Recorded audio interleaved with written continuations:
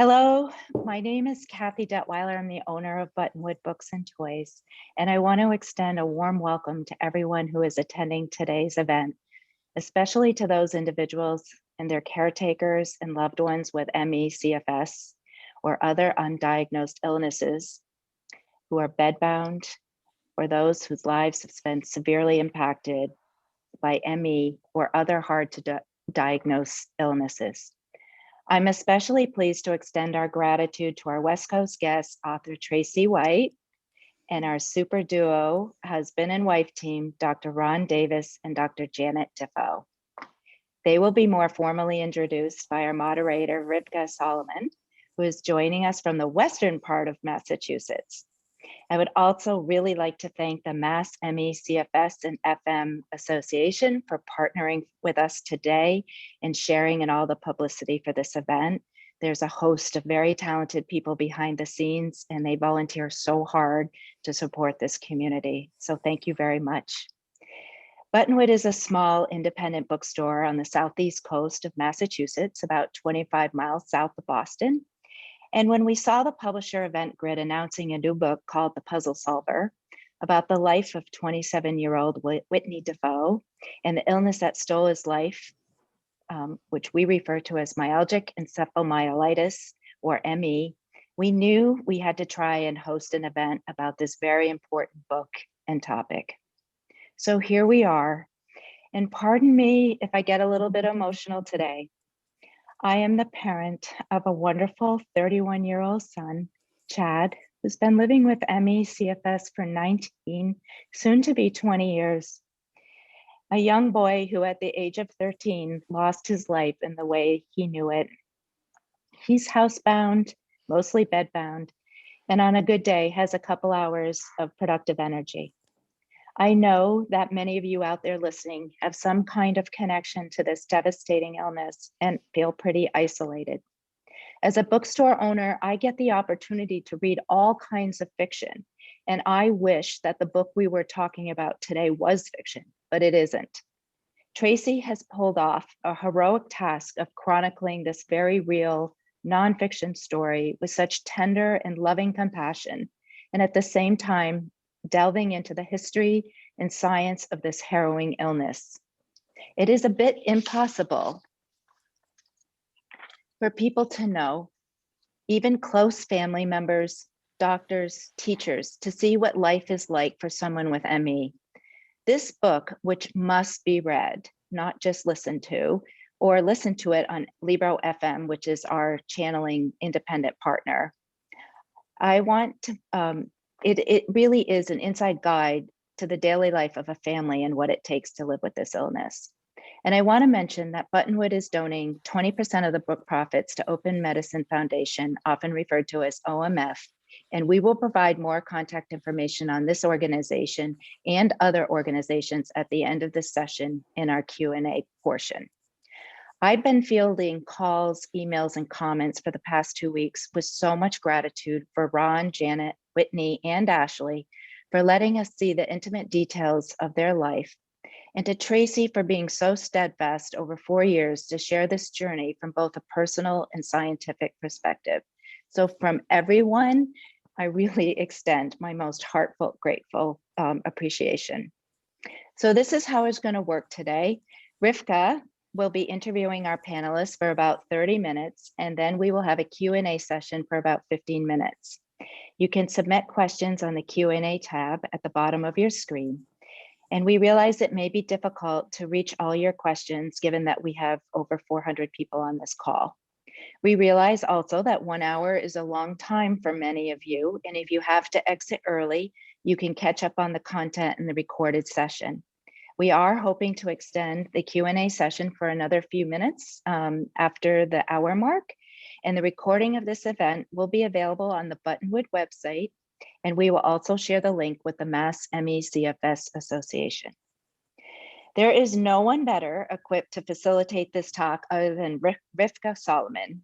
She is known as a fearless patient advocate on the national level, and she really knows how to get stuff done. Believe me, if you've been on the receiving end of her emails, you will have multiple emails. She is the event coordinator for the Massachusetts ME, CFS, and FM Association. Her writing and work has appeared on WBOR, Stat News, Miss Magazine, Newsweek, and a host of other media outlets. Living with ME, CFS, she has spent much of the past 3 decades homebound and bedridden. She is an expert on this, and she's here to facilitate our discussion today. So welcome everybody. Rivka, the floor is all yours. Thank you, Kathy. Thank you so much. Thank you to Buttonwood Books, especially to Kathy and Tracie for hosting this wonderful event. And thank you for inviting us, Mass ME, to co-sponsor. We're really excited to have with us today, obviously, the authors of the new book, The Puzzle Solver. So we have Tracy White, Ron Davis, and as well as Janet Dafoe. And as you know, the book focuses on the disease and the disability known as ME/CFS, myalgic encephalomyelitis / chronic fatigue syndrome. Many of us just call it ME. This book could not be more timely given the current pandemic, and we will hear more about that shortly. 415 of you have pre-registered, including healthcare providers, government officials, general public, and people with ME and their caregivers. Thank you all so much for coming. I'm Rivka Solomon. I'm with the Massachusetts ME and CFS Association. Our nickname is Mass ME. We're a state organization. We offer support, education, and advocacy. We hope that people here will join our organization and get our newsletter so they can find out about our support groups, our research club, how to volunteer, and help change the world for people with ME/CFS. We'll put our website up later with some other websites as well. But meanwhile, it's massmecfs.org. So as Kathy said, the agenda today is I'm going to give you some background information about ME. Then we're going to interview the authors, and then we're going to do an audience Q&A.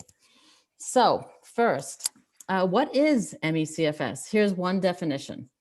ME/CFS is an acquired chronic multi-system disease that significantly impairs one's ability to function. ME affects the whole body, including the neurological, immunological, and metabolic systems of the body. All of this brings on an energy production impairment so severe that sometimes the person who has the disease can't engage in ordinary tasks, such as brushing your teeth or talking on the phone. Key symptoms are a total depletion of energy, unrelenting exhaustion, cognitive dysfunction, or what we call brain fog, non-restorative sleep, autonomic nervous system that can go haywire. And the hallmark of our disease is what's called PEM, post-exertional malaise. And that's when even small amounts of energy output, physical or mental, cause a disproportionate payback or a crash. And that crash can last days or months. So you can do something small and you'll have a big payback. Like this, I'm sure I'm going to have a big crash after helping to lead today's event. We also can become hypersensitive to stimuli due to the central nervous system impairment. So noise, light, touch, smell, that stimuli can bring on a crash that can last days or months. The cause of the disease is unknown, but in most cases, an infection brings it on. So 80% of people with ME/CFS got that diagnosis after getting a viral or bacterial infection, and then they never returned to full health. In fact, that's what happened to me. I got mononucleosis from the Epstein Barr Virus. I was so weak, I could barely stand up. And decades later, I'm still tethered to my bed. I'm in bed or near my bed much of the time. And this brings us to the coronavirus. About 10 to 30% of people who are getting the virus called the coronavirus, even mild COVID, some of them are not getting better. And they're calling themselves long haulers, and they're living with long COVID. So if they have those symptoms for about 6 months, they'll be eligible probably for a diagnosis of ME/CFS. And as the superstar at the NIH, Anthony Fauci, says, long COVID is highly suggestive of ME/CFS. And if you'll hold on just 1 minute. The disease is a spectrum. So people can be mild, moderate, severe, or very severe. Some very severe patients lose the ability to talk or eat and might require a feeding tube. Our numbers, there are up to 2.5 million of us in the US and likely over 24 million around the globe. 75% of us are women And 70% of us are too sick to work. 25% of us are homebound and bedridden. There's no diagnostic test, no FDA-approved treatments, no cure. Recovery is rare. And there are only a handful of medical experts in the entire country who know how to properly treat ME. It's rarely taught in medical school, and when it is taught, there's often medical misinformation. For example, propagating the myth that exercise helps us, when in fact, exercise can hurt a person who has an energy production impairment, as we have. There is stigma attached to the disease. Many healthcare providers discount us and don't take us seriously, or they wrongly psychologize us. And then the last point I'll make before introducing the authors is funding. There is remarkably little research funding coming in our direction from the National Institutes of Health. Research funding is urgently needed. So now I'm going to introduce the authors. So Tracy White, Tracy, if you can just wave, is an award-winning journalist and science writer for Stanford University. Her work, which has garnered 23 writing awards, has appeared in Salon, Los Angeles Times, and the San Francisco Chronicle, and more. And The Puzzle Solver is her first book. Ronald W. Davis, PhD. Ron, most of us call him Ron, and he's given us permission today to do that here. Atlantic Magazine called Ron one of the world's greatest living inventors. He's a professor of biochemistry and genetics at Stanford University, director of the Stanford Genome Technology Center, director of the ME/CFS Collaborative Research Center, and chair of Open Medicine Foundation's Scientific Advisory Board. He has won numerous prestigious awards for his research, and he's now fully devoted to finding a cure for ME/CFS. And we're also thrilled to have with us today Janet Dafoe, PhD. Janet received her degree from Stanford University. Have you all noticed a theme here? Stanford. Janet received her degree from Stanford University and then became a licensed clinical psychologist while raising 2 children with her husband, Ron Davis. When her son, Whitney Defoe, became ill with ME/CFS, she began to care for him at home, and today is an advocate and fundraiser for the ME/CFS community, and for that we are incredibly grateful. And now we're going to start the interview. We've got 30 minutes for this, and then we're going to open it up for a Q&A with the audience, and I know some questions have already been coming in. You can't unmute yourselves. Thank you. So Lori, is it possible to be able to unmute Ron and Janet? I do think that is a hiccup here, that if we mute ourselves, that's great. Okay. So thank you, Lori. So let's see. So Tracy, could you start us off by reading an excerpt from The Puzzle Solver? And I just want to show everybody the book. We hope that you will all buy this book, especially from Buttonwood Books, the host of our event. So Tracy, do you mind reading us an excerpt from The Puzzle Solver? Oh, I'd love to. Thank you. Thank you so much, Rivka. Throughout writing this book, I learned how much people sick with ME/CFS sacrifice in order to be interviewed and tell their stories. And I appreciate that so much. And Kathy, too, thank you for holding this event. I'm going to read an excerpt from, it's chapter 3 on page 33. And this is the beginning of the book, and it starts out with me meeting Whitney for the first time. This is 2 years after I first went to his home and met Ron and Janet, and I was assigned to write a magazine article, which ended up being called The Puzzle Solver for Stanford Medicine Magazine. And then it turned into a much bigger story that I really got involved with myself. In this scene, he's in the hospital for a short surgical procedure to get his feeding tube replaced. That's keeping him alive. He does this about once every 3 months, Janet. Yeah.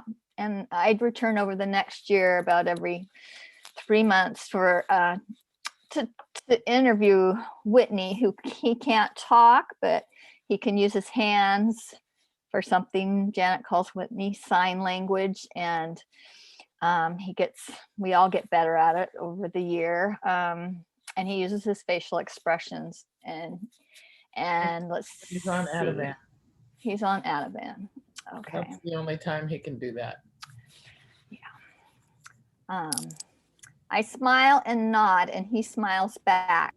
It's like watching the image I've created inside my mind of this young man, built out of bits and pieces of stories and interviews and writings and photos, come magically to life. It is easy to like him, and I do like him right away. Suddenly, the once invisible patient who has no voice lifts his hands to speak. Whitney points to me with his index finger, then curls it down to meet his thumb, creating an O that he crosses with his left index finger, creating a Q. Question, I ask. He nods. With pleading eyes, he shows how desperate he is for me to understand, for others to understand what it's like for him lying in his bedroom day after day, year after year, sometimes lacking enough energy to lift a finger, to press the button by the side of his bed to call for help. Growing agitated, he reaches out and grasps invisible bars in both his fists and pounds them into place, evenly spaced, 2 by 2, around his bed. Your life is a prison, I ask. He nods. His head flops back, his eyes roll up in his head, and his mouth drops open. You're like a corpse. He nods. For many, many hours of many, many days, he pinches his white skin. He's not invisible. He's all too real. What do you do while you're lying in your room? Do you meditate? I ask.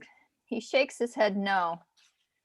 He doesn't have energy to meditate. He spends most of each day using what bits of energy he has to control the pain of digesting the liquid food that gets pumped into his body, traveling through his digestive system thick and slow like cement.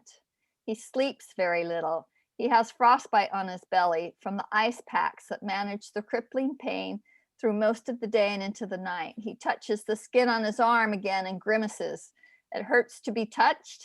He nods, then spells out ALONE, alone, writing on one of the soft brown blankets that traveled with him in the ambulance from home. Our eyes glisten with tears. He plasters his face with a mask of fear, his mouth frozen in a silent scream, then spells out another word on the blanket, PANIC, panic, and my breath catches as I feel a fist of panic punch into my own gut. Whitney touches the gray in his beard and shakes his head. He has lost so much time. He's missed so much. Rock bands that he might have loved, photographs he could have taken, stories he could have told, elections he might have campaigned for. He's missed the deaths of loved ones and their births. He's missed romances and marriage and children. He missed his sister's wedding day. His hopes lie with his dad.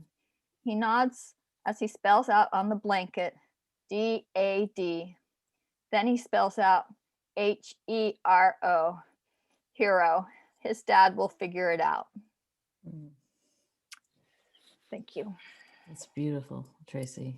For the people who are here with ME/CFS, there's a lot there that we can relate to about the losses. So thank you. I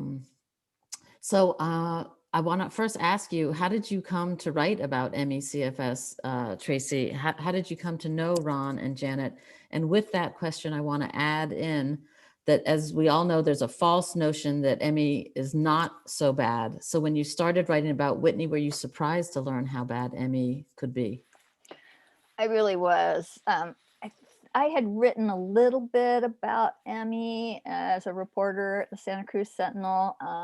So I probably knew more about it than a lot of people do. And I'd also read Laura Hillenbrand's article, A Sudden Illness in the New Yorker, which is amazing, which she, the best-selling author of Unbroken, describes her story. So I had a little bit of background, but that was a long time ago, long before this story came up. I'm still, and at the time I was working for Stanford Medicine as a science writer. And this is sometimes just amazing stories fall in your lap, and this was one of them. My editor, Roseanne Spector, assigned this story to me, which she had read about in Palo Alto online, and Ron Davis changing the course of his research was big news, particularly, I mean, he got so many accolades, and he helped jumpstart the Human Genome Project, which never would have happened without his discoveries. And then he suddenly switched into this little known area of research where there was so little money available for grants from the NIH. This was a fascinating story. So when I first went to their home, Whitney couldn't be interviewed because he was too sick. I wrote the magazine story, like I said before, and then I keep coming back. The story was actually read by an agent who wanted me to write a proposal for a book. I had no idea what I was getting into, I have to say, and I was hesitant at first to write this story. It's a difficult story to tell and to watch. And at the same time, as I was researching it, I always kept going because I knew how much this family was suffering and how amazing they were to keep moving forward and what they were doing to find meaning in life, and particularly for Whitney to continue on. Actually being an advocate, trying to be a role model for so many other people with severe ME/CFS. I think that's good. Thank you so much, Tracy. That's really wonderful to get that background. So Ron, if you can put your science hat on, we want to know what the science shows us. Like, what is ME/CFS scientifically speaking? What does the research say is happening inside the bodies of people with ME/CFS to make us so sick for so long, decades? Personally, I feel like I have no energy in my cells. But I want to know what's actually happening scientifically. What kinds of things are you discovering in your lab? Well, your energy comes from a little organelle called a mitochondria, and you have many of them in each cell of your body. So you have millions of these little mitochondria. And as far as we can tell by looking at the cells that we can remove from the patient, which is usually just blood cells without interfering with the patient, they don't show that they show they cannot produce as much energy, and they don't use the glucose very effectively. They don't use fats very effectively, and so you're really limited in the amount of energy that your body can produce in every cell, and so your brain uses a lot, and so your brain is affected. And I suspect that most of the symptoms that you see in the patients are the lack of energy in the brain. And if they do too much work, they really maybe run out of energy almost altogether. And so the body just kind of shuts down. In general, you don't die from the disease, although there are some patients that do die, but I'm not sure how much is contributed by the ME/CFS. But it's very debilitating, and there's a lot in the body that's gone wrong, not just the energy production. It would look like probably a number of the hormones are low that are produced. And there's a lot of metabolites, about a third of the small molecules you make. Your body makes probably 5 to 10,000 small molecules. About a third of them are very low. And so you just don't have all of the chemical supplies that you need to run your body. Wow, that's very interesting. And we're so grateful to you for doing that research. So why has there been controversy for decades over whether or not ME/CFS is a quote unquote real disease? And has that controversy affected researchers' ability to secure research funding? Well, I think there are two major reasons. One, the patients present with very strange symptoms that the doctors haven't seen before. Sensitivity to touch, sensitivity to sound, lack of energy, And then well, okay, we'll do our standard physical exam, and we'll measure all these things, which is 20 or 30 things they measure.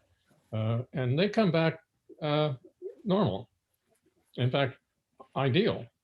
They have low blood pressure, they have low cholesterol in most cases. And we do this with Whitney, who's bedbound and can't eat or talk. He looks like he's in the peak of health from those tests, but he's not. And if you do more testing, you realize in how bad a shape he's actually in. So the problem is, I think, it's just a tradition of the doctors measuring these things and not really realizing that they're only taking a tiny bit of the molecular nature of the human being, and they're just missing it. So since they think there's nothing wrong and they have these strange symptoms, it must all be in their head, and they're just imagining it. And that's a stupid position to take, quite frankly. Yeah. And they just need to look deeper, and they just don't want to do that. And maybe because they don't have time, but and it's not taught in medical school, so it's just not a real disease. And it is a real disease, and it's a serious disease, and many, many people have this. And that's the problem. And it's very debilitating, and it costs a lot of money. Right.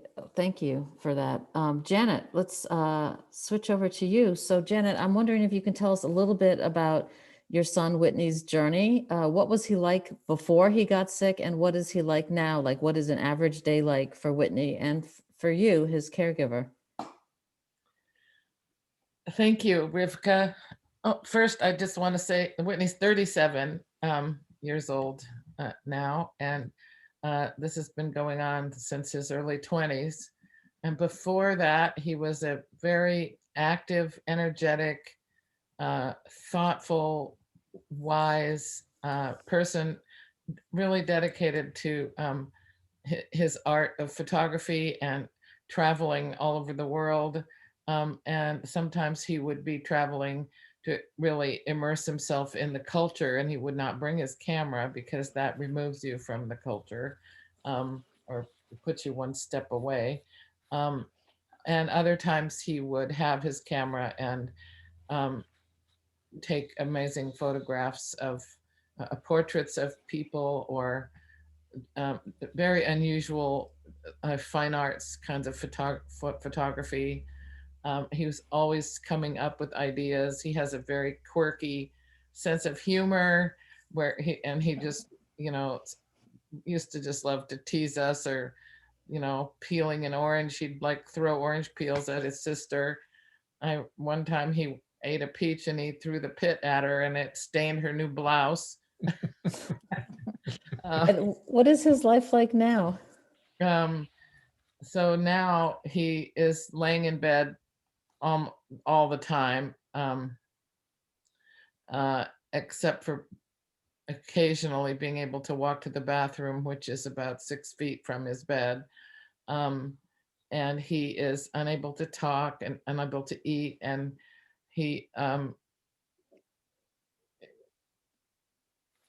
when he's at his worst, which is a lot of the time, he's unable to have anybody in his room. He requires constant sameness, because anything that is unexpected is enough to cause him to crash. So we have very strict routines, and everything has to be in a certain place, because if it's unexpected, then it will cause him to exert energy, and that will cause him to crash. So earlier somebody said brushing your teeth can cause a crash, but when you're at this low level, the smallest possible thing that you can imagine would cause you to crash, like coming in the room without warning, or moving in the wrong way, or doing something in the wrong order, or putting something down in a place where he isn't expecting it, or bringing something in that he isn't expecting, or touching him in the wrong way. Just anything can cause it to crash. Can I mention something here, which is that I want to remind people that there's a spectrum on the disease. So for example, on that spectrum, I'm considered moderate. I'm homebound and bedridden a lot, and Whitney is considered very severe. Is that correct, Janet? Well, currently there's a category called very severe, but I would advocate that there needs to be another category called extreme or very, very severe. Very severe is considered people who are bedbound. So some people bedbound can read or listen to music or talk to people or eat, but they still have to be in bed. And then there's people like Whitney who can't do any of those things. And I just think that that's too big of a range for one category. That's a good point. So let me, He's taken some, found that the medicine, Abilify, has helped him. So he's now able to write a little bit, and he's able to type on his laptop, which is amazing. And he's been writing about his experience and also writing to try to encourage people to have hope. And you can see what his writings either on his Facebook page or his website, which he's just managed to redo, and that's www.whitneydefoe.com, which has his photographs, and it also has a whole section with all his writings off of Facebook. And So he can only this- do that a very short part of the day, and other parts of the day, he's, his mind is just blank and he can't even think about anything because he's in a crash or something. So this is a great segue. Thank you, Janet, for that really poignant description. So we do have a lovely surprise today. Janet said that Whitney has been on a new medication. It's a drug that was already approved by the FDA. He's on very low doses of Abilify, and that's now being studied in use with patients who have ME. And because he has improved, because of Abilify, I was able to ask, and Whitney was able to answer 2 questions via email. So here, Whitney is joining us for this interview with regards. Hey, Rivka, this is amazing that he was able to read your email, not much less answer it. So I'm blown away by this. I think we're all blown away by this. You're absolutely right. So I asked Whitney, Whitney, given all that you've been through, what gives you hope? And he wrote this. There's hope that comes from circumstances in the world, and there's hope as a state of mind. I have both. Ronald Davis, working on ME/CFS, gives me hope because I know him well and I know what a genius he is. But beyond that, I know that the way his mind works is perfect for a problem like this. Most people need some sort of framework or starting point to work with. But ME/CFS is an unknown, and Ron is open-minded and really good at figuring out how to go about setting up experiments and research in this kind of environment. He will invent new methods of measuring or researching aspects of ME/CFS when there's no previously developed way of doing it. His unique approach is why the first thing he did was the big data study, that's the name of a study, on the most severe patients, because whatever is wrong, it will be easiest to find or see in the most severe patients. And this way, he was open-mindedly collecting information to figure out a direction to go in based on physical evidence. I also have hope regardless of our circumstances because I see a bigger universe than this body and this world. The universe is vast and we know very little. I have hope because I believe this is where I'm supposed to be right now, even if it's painful. I'm a Buddhist and I understand the true meaning of karma. I have hope because hope is contagious, and having and spreading hope can help millions of suffering people. I have hope because I simply have hope. Nothing can take that away from me. And I just want to thank Whitney. We have one more interview question with him later, but I'm going to jump over to Tracy. Tracy, if you could just share with us, we know that 3/4 of the people with ME are women. And I'm wondering if anyone in the interviews that you conducted for this book had thoughts on how that might have contributed to the disease being dismissed so easily. Many do feel dismissed by the NIH. When you interviewed the head in the book, the head of the NIH, Francis Collins, he said, don't judge us by what we did 10 years ago, judge us by what we do now. I'm wondering what role you think women play in this. What's that? I said, okay, fail. Right. So let's hear what Tracy says. Tracy, do you feel, do the patients that you've interviewed feel that the NIH is doing enough? And what role have they said that the fact that 3/4 of the disease, the people with the disease are women, what role does that play?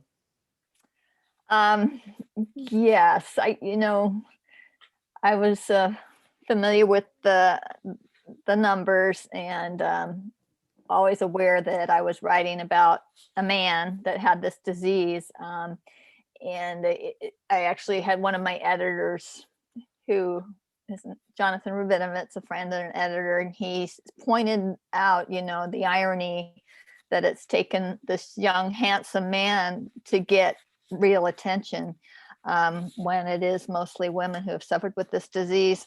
And I have to say,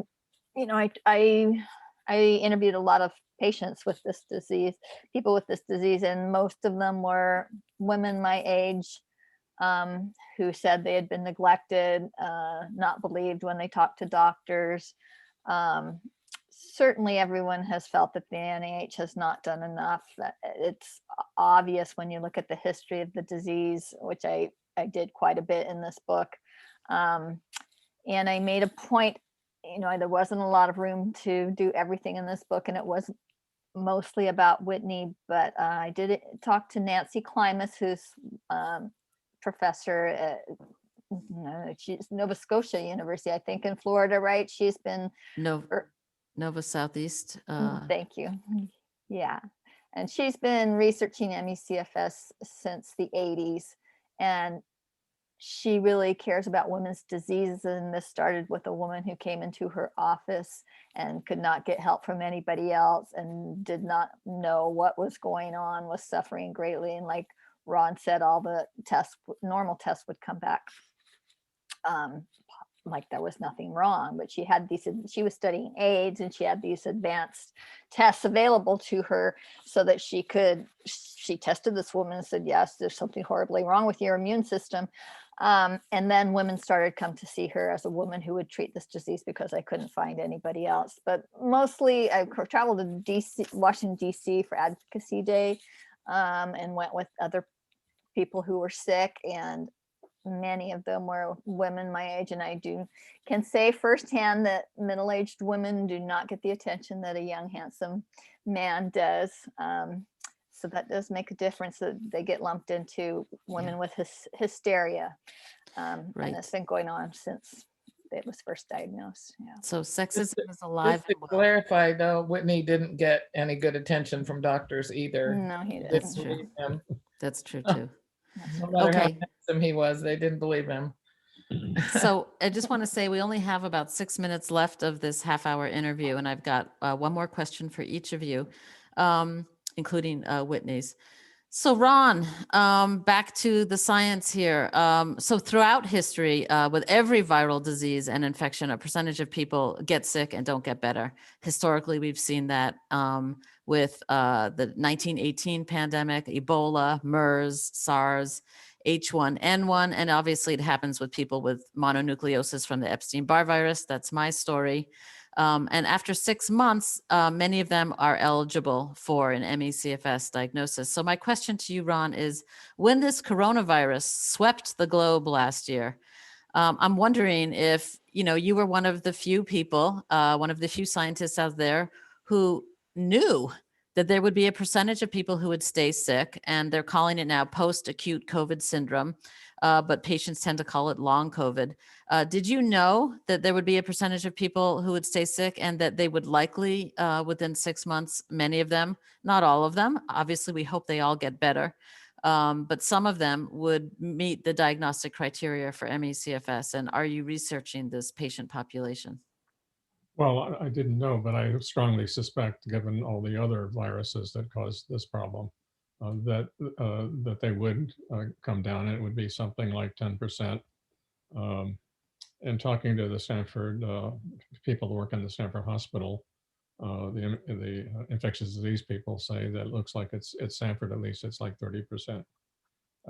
Now, it's a good chance that some of them will get better, and and not go to the 6 months to get a diagnosis from me, but a lot of them will get diagnosed, I suspect.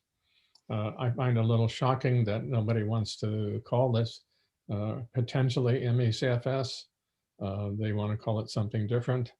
That is a little dangerous because you'll then have another disease that people will start studying and spend a lot of effort reinventing the wheel. And dividing this up into a bunch of different diseases is always a big mistake, I think. We ought to lump it all together, and then we have a very large number of patients and everybody to join forces and share data and so forth. And you can study each one, and maybe there are some differences, and sort out what's in common, what's different. And what we want to find out is what's actually causing this. So this pandemic is an opportunity, because we will probably for the first time see patients that have just come down with ME/CFS. And that's probably just after or during the viral infection itself.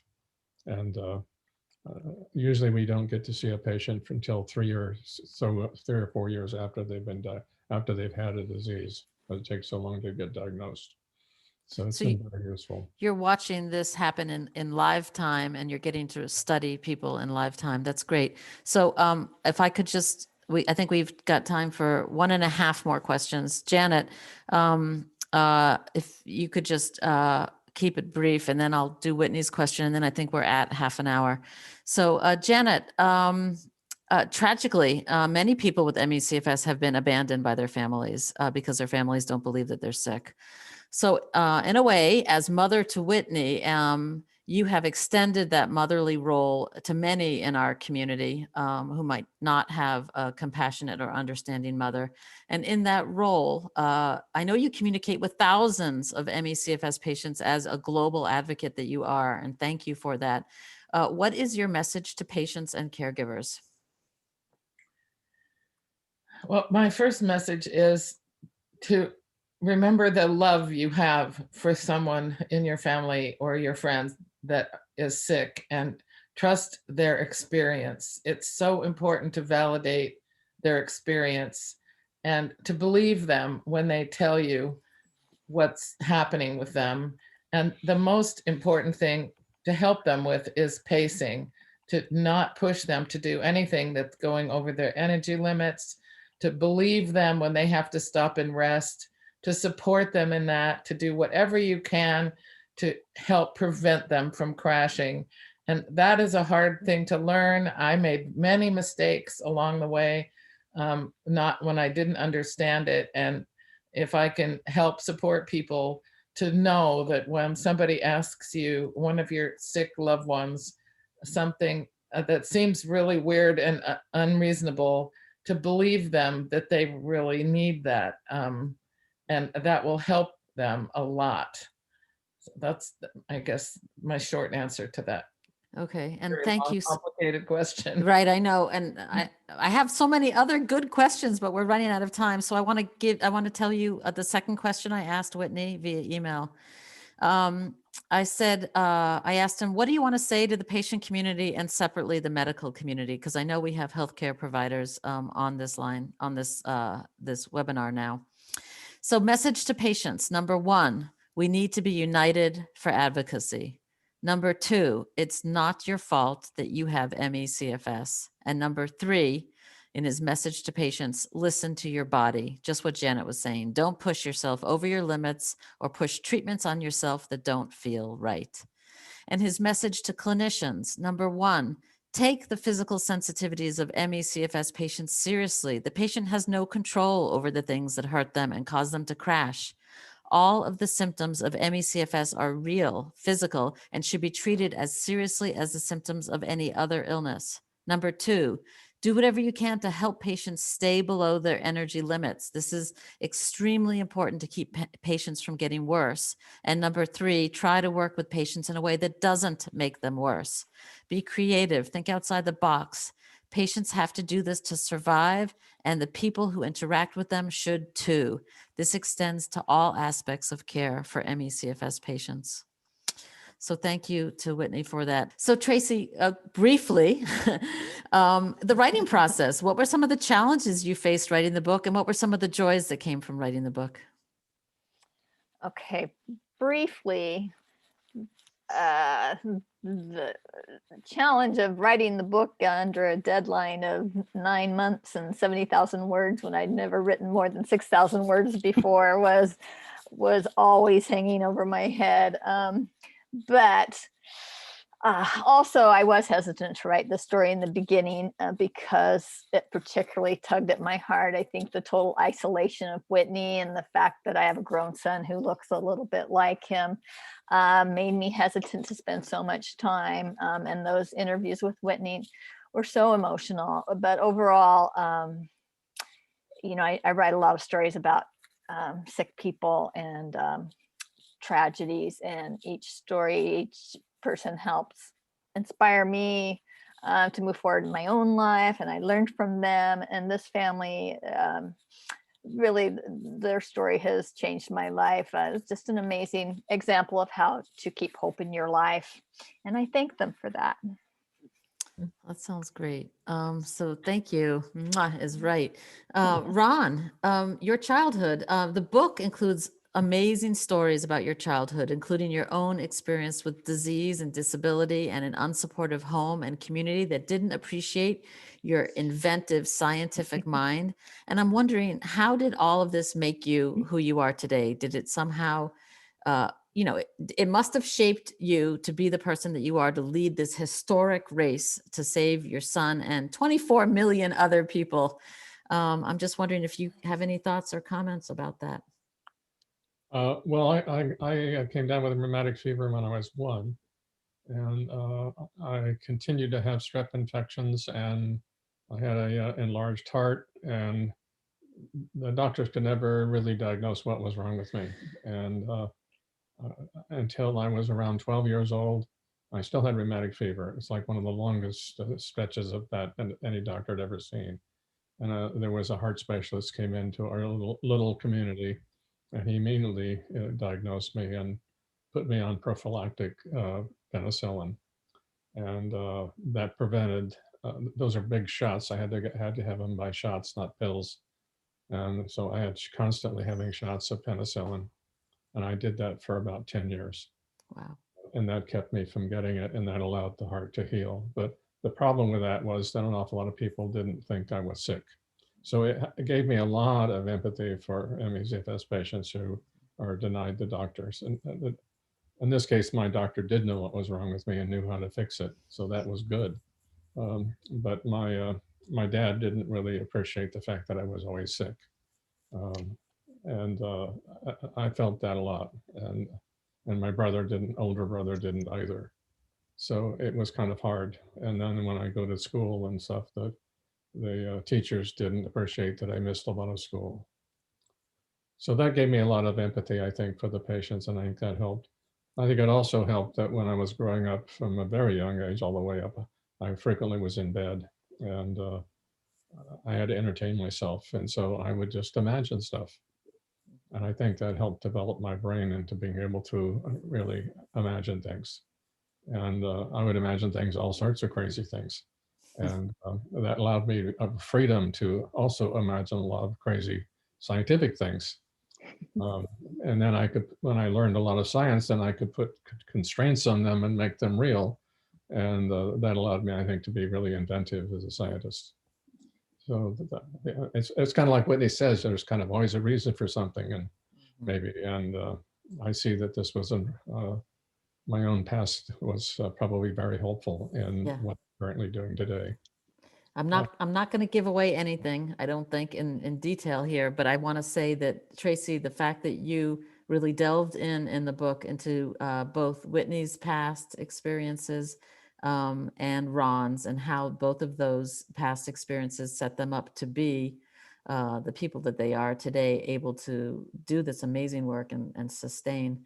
Janet, there's a scene in the book where your son, Whitney, is dismissed by a medical provider as having a psychological condition. And then there's another scene that I see as a juxtaposition where you and Ron get back cutting edge research results showing an actual biological impairment in Whitney that prevents him from being able to make ATP or cellular energy. And I'm just wondering, what was that like emotionally after being dismissed that way, then to get that physical confirmation of your son's illness? Well, it's two ends of the emotional spectrum. Going to a well-known surgeon asking for a J-tube and having him say that a J-tube wouldn't help because Whitney needs intensive psychiatric intervention was just like a solar plexus punch. It was just so devastating and made me, both of us, just feel so powerless that this person with power over us was ignorant and stupid and, like saying something that wasn't even in his specialty. I mean, it was devastating. And I'd known that had happened to patients many times, but when it happened to us, it intensified my empathy for people because it was just so devastating. And after all the years of wondering and what was going on with Whitney and not knowing and having all these experiences, when we were sitting in this room and Ron read the results of his metabolomics, and they said that 193 of them were more than 2 standard deviations away from the mean, we were just like, wow, this is finally, we have something tangible to, to show what's wrong, and that I knew it would lead to the research. And it was like, something you could show doctors that said, look at this, it's real. And we knew it was real. So it wasn't that, it was just, yeah, we found evidence. We were just ecstatic about it. It was a very emotional moment. And Ron looked at it for about 20 seconds and he said, oh, I see what's going on here. And he saw with his amazing spatial mind, the patterns in it, and saw that it was the Krebs cycle, which is now called something else. Citric acid cycle. She could tell when I took biology. Me too. Anyway, it was amazing. Oh, it was really amazing. And I'm sad that it's taking so long to get to the end of that story, but science is not as fast as we would like. And just as a writer, thank you, Janet. As a writer myself, I just want to appreciate Tracy for the way that you brought those two stories together in the book. So a closing question, there's 2 closing questions, and I'm going to answer one of them. The closing question is, what's the best way for folks to help advance the research effort and the advocacy effort? And Kathy, if you can put in the chat the names and email websites. So let's have one person answer what would advance the research and what would advance the advocacy. And I'm going to answer first, which is Kathy's about to put a list of organizations into the chat. There's the Open Medicine Foundation, which helps to fundraise and then send that money for research all around the globe. There's ME Action, which does all kinds of different advocacy efforts and patient support. There's Solve ME CFS Initiative, which does research and advocacy or pays for research and advocacy. And then there's my organization, MassME, the Massachusetts ME CFS Association. We hope that the people on this call will either donate money or donate their time for both research and advocacy. We need you, and you will make a huge impact by changing the lives of people with ME CFS by getting involved. Does anyone else want to say something about that? Yes, please. I'd just like to say that I'm here every day listening to Ron's ideas and the results of his experiments and all the things that he wants to do. And so many times I'm like, why aren't you doing that? And he'd say, I don't have the funding for it. And Open Medicine Foundation was created to fund this. And when Ron and Linda Tannenbaum got together, it was directly to fund this research, which is so groundbreaking. And Ron has an amazing team of scientists all over the world and a scientific advisory board that makes sure the money gets spent in the most efficient way. And He's always thinking about what is going to have an impact on the patients. He's not just trying to find out interesting tidbits about ME/CFS to publish. Right. He wants to have the research really focused to the fastest path to some kind of results that will help patients. So that funding to OMF Is key. is what is keeping his lab open. Yeah.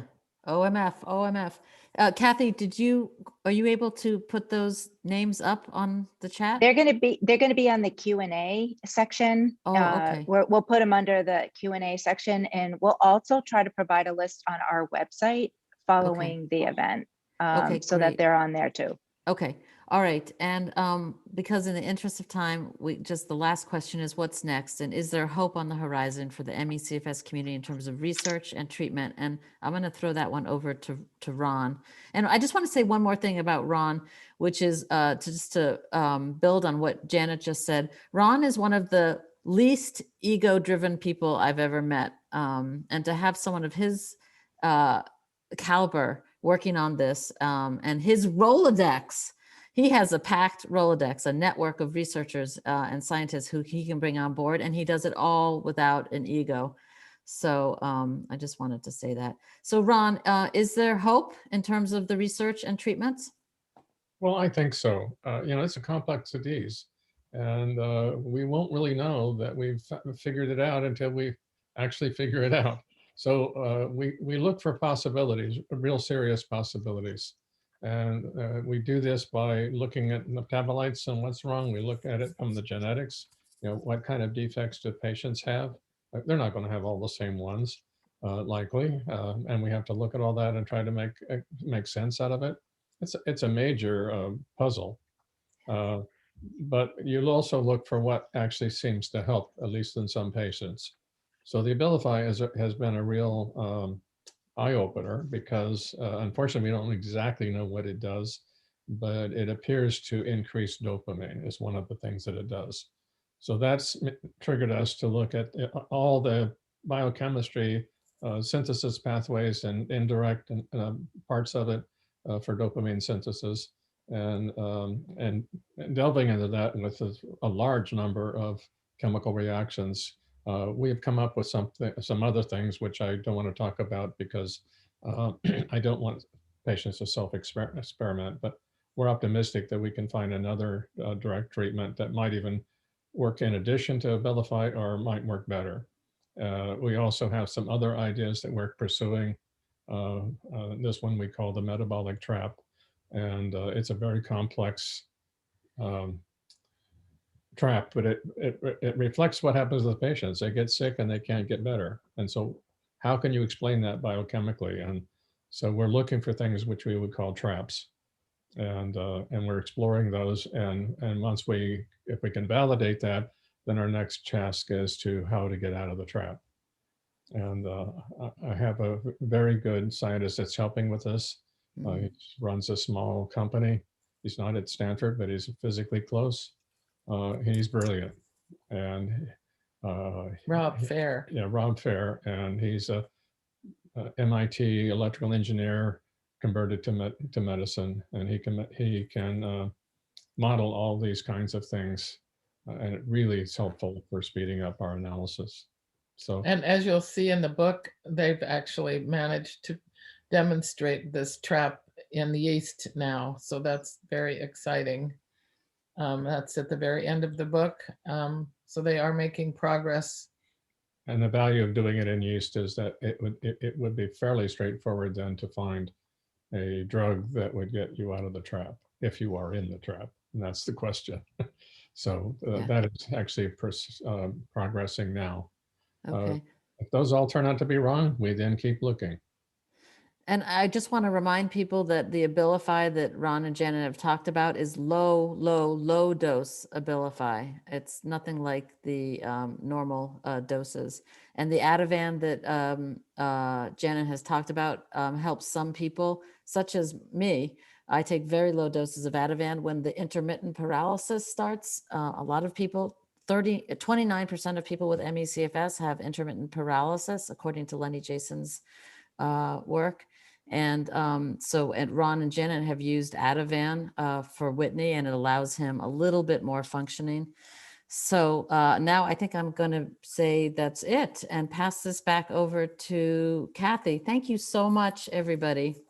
Kathy. Thank you, Rivka. Yeah, everybody's been wonderful, and there are just so many questions. Many of them have been answered in some general form, and I'm not sure how specific medical questions, that this panel can answer, but the one specific one that keeps coming up is, and I'd like to ask Dr. Davis this, is do you think there are any markers for ME/CFS, and when will those when we might see those happen? Some specific ones. Well, we have a device called a nanoneedle, and in that device, we always get a clear signal, a very clear signal. For every patient we've looked at, we've done over 50 now, and we don't have any false negatives on that. Meaning all the healthy people don't have the signal. Yeah. Mm-hmm. Right. So, and so we're not. That's a very good test to distinguish patients from healthy people. So it tells you if you have a positive signal, it says you're not healthy, and then you have to figure out why. But was hoping that got in place, it would at least tell the doctors that these patients are not healthy. Figure out what's wrong. We've been trying to do other patients with it, and it's been really difficult because they don't want to come in and get tested because there's nothing really. It's a pain, and for them, and there's no benefit to them. And so we've struggled with that one, and we haven't really been able to do any other patients. We haven't figured out what a strategy. The problem is that we have to do the blood and process it quickly, and we can't freeze it, so we can't get blood samples from other people, and it has to be processed in exactly the right way. A lot of labs don't do it right, so that's something very useful. If we can figure out how to implement that, it may turn out to be a very good diagnostic. We have other biochemical signals that we think might be useful. We're going to explore those. The limiting factor of why we haven't done it yet is money. It takes somebody to actually do it, and it takes collecting a lot of samples, and someone has to then analyze the data. And we're saturated. Mm-hmm. In terms of everybody's got a lot of things that they're doing. One reason we don't publish very much, it takes a lot of time to put together a paper, and that means you're not doing experiments. So during this pandemic, a lot of people have sat down and done a lot of writing and organizing. So that will maybe get some publications out. But it's a problem. And we put up all of our data on a website that all scientists can access. So we're not hiding anything. Thank you. Let's take a jump from science to Tracy and talk about how people can promote this book and how families can share their stories. I've had a lot of people ask whether, should they be doing interviews, writing articles, community talks? In your research, did you come across any good avenues of getting that out there? And also maybe what's happening with your book, some future big things that are happening with it. Buying the book and reading the book and sharing, just word of mouth will really help a lot. You can post Amazon reviews. I heard that helps too, so that other people buy the book. You can post reviews on Goodreads. You can ask your whatever newspapers you're interested in having reviews done. That would be helpful as well. We do have a couple more podcasts coming out soon, and rumor that People Magazine is going to do a story, and at that point we'd like to really push harder to get more events like these and reach more people. And as part of people telling their own stories. I mean, reporters really do seem to be interested in these stories, so reaching out is a great idea. And we, as a bookstore, donated a bunch of books to all the local libraries. And I think that's one way wonderful. That people in their community can purchase the books and donate them to their libraries as a free resource for people too. I think it would be great if people sent the book to their congressional representative and their senator. And I wish I had the bandwidth to organize that, like I've seen that done for other books. But I don't know that I do, but it would be great if that could happen. I Mhm. will So be sending one to Francis Collins, who I interviewed for the book, and hopefully he will read it, head of the NIH. Yeah. Also getting your local bookstore to have some kind of event like this. We're very happy to do this anytime anybody asks. That's great.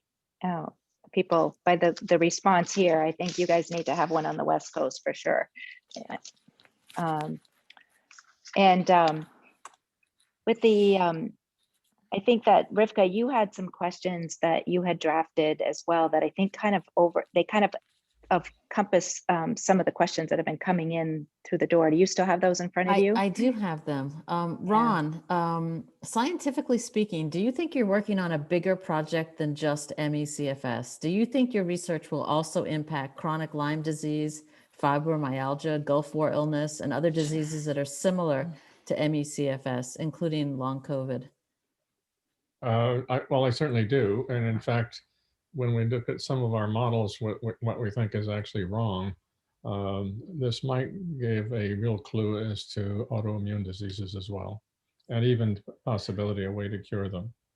So I'm optimistic that this is a whole area that has been ignored by the research medical community, and it's a real opportunity to see something that in the body that can go wrong, and it may have all sorts of impacts. I'm really hopeful this will help other diseases as well as even some things that seem very distant. Thank you. Should I dive into another one? Okay. So this came from a patient who sent it to me right before the event. For those of us who want to write about our ME lives, we're discussing recently how to make our stories interesting and relatable to people whose lives are not already affected by ME. So Tracy, this is for you as a writer. Have you been able to tell whether some of the reaction and reviews have been from people who do not have ME, especially hopefully people from the medical establishment? What sort of reception has the book gotten? I have great. I have heard it's an easy book to read for a very difficult topic, and because it's such a tragic tale, people are sometimes hesitant to open it up. But there is some humor in the book that comes mostly from the family.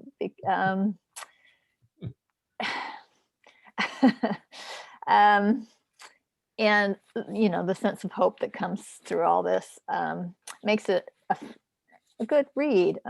Doctors have read it and thanked me. Yeah, doctors have read it and thanked me for this is something for doctors that is very difficult because they haven't been trained in it, and they don't know how to help their patients. So it's very frustrating. I've been reading this book does help them to understand what's going on and to be as helpful as they can. Yeah. Right. And speaking as a writer, I would just say that Tracy made the book very accessible to the general public. One more question that came from the Q&A. Due to the Ron, this is to you. Due to the heterogeneous nature of ME/CFS with different onsets and different symptoms among the patients, this patient says, it's hard for me to stay hopeful that any findings on the cause or potential cure will apply to more than just a small segment of the ME/CFS community. Is there a scientific reason for me to stay hopeful? And that's a really good question, Ron, because many of us do look different. We've got some aspects of the disease that are similar and others have particularities that are different. So do you see us all as linked? Oh yeah, absolutely, I do. And I'm going to, unfortunately, give you a little bit of a complicated answer. Number one, everybody carries about 1,000 mutations that affect an enzyme. Now, fortunately, we have 2 copies of everything. So almost all of those are just a single gene hit. And you have another backup copy, so you're fine. But there's 1,000, roughly. However, also ME/CFS patients have low metabolites, these are things that are used by these various genes. And so you have basically then two hits. You may have a genetic defect and you have a metabolic defect, and that may then express as a symptom. And everybody has a different set. So you would expect from this, if that is actually correct, that everybody would have some slight differences in their behavior. And then you put on top of that, and that's a modeling that we're looking at, is how can you have different extents of this disease? Well, that's not too hard to imagine. What could happen, and you look at the metabolites, is that if you get even lower in some metabolite, you will cause a different symptom. And so we would expect heterogeneity in the symptoms. And then, in fact, the fact is that there is heterogeneity in symptoms leads us to what kind of models to be looking at. And if we find a cure, it will be addressed at that central target. So what we want to find is what is the main thing that went wrong that's keeping you in this position. And our guess is it could very well be just one thing. And then that causes A causes B, and B causes C, D, E, F, and so forth and so forth. And it's a big expansion. And you don't want to treat out in here. You want to treat at the beginning. And so we don't know where that is. And in addition to trying to figure the cure, we want to figure out how we can actually help some of the patients. So that's the reason we spend time looking at something that might help. And that's why we've been supporting of the Abilify. We still need to do a double-blind Abilify trial because we don't want it to be the results to be influenced by the scientists and physicians running the test. It needs to be double-blind. And there are some things in that small 100 patient study that if we did another 100, we might actually be able to pull out some other information that would tell us how to maybe improve upon that. Thank you. I'm optimistic we can do treatments, and I'm hoping we can figure out what's causing it. The human body is very complicated. So people are asking in the Q&A, when a treatment, when there will be a treatment. I know that's a complex answer. Do you want to tackle that? Well, Abilify, I think, is a potential treatment for some of the patients. It might help the more severe patients than the less severe. It is a low dose. And the way that we did this initially was started at an extremely low dose and gradually increase it looking for side effects. If you get side effects, then either go back down or stop. And a few patients. Ron, can you tell people what an extremely low dose is? I've seen a lot of people asking. With our son, we started at 0.25 milligrams. Each day. Each day. And for schizophrenia, you take 30 milligrams each day. So that's a lot less. And then we increased it by 0.25 every week. And until he got to 2 milligrams, and then that's the max. And after that, after he reached 2 milligrams, it took him over a month to notice any different. But the question was other treatments. You have, do you have any kind of timeline? Or I know you don't, but you should answer the question. Yeah, well, timelines are very difficult because you never anticipate all the roadblocks that get in your way. I can tell you there's so many things in the pipeline that he's hopeful about.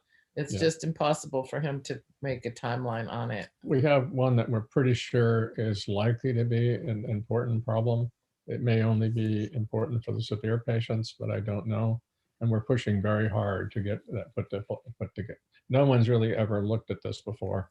And we're looking at a number of pathways that no one's ever looked at before that we're finding is defective, and it leads to some serious problems. And so we're continuing to do that in terms of finding something that might make a difference. Some will be small and some might be major. And we'll talk about all the things that we find that might help patients. And one thing that makes it slow is sometimes he comes across something that he thinks could be really helpful, but it's never been measured before by anybody, and it's really hard to measure. So he has to devise the method for measuring it.